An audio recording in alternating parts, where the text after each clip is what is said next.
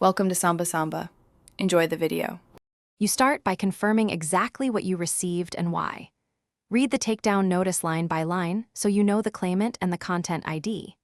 Then gather all proof that supports your ownership or permission, original files, timestamps, communications, licenses, or registration numbers. Once done, clearly label each item and create a simple timeline showing creation and publication dates. Make sure to note any fair use factors and whether you relied on prior permission, because those facts shape your next action. Once evidence is ready, decide the right route. Ask the claimant to retract, file a formal counternotice, or negotiate a resolution. If counternoticing, clearly identify the removed material and state your good faith belief that it was removed in error. Include your contact info, a statement consenting to jurisdiction, and a physical or electronic signature. If you have a license or permission, attach it directly.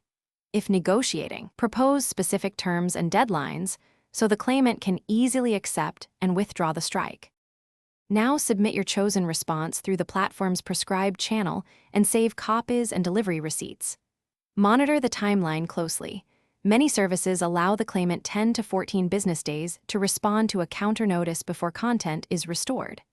If nothing happens, follow up with the platform and request status updates.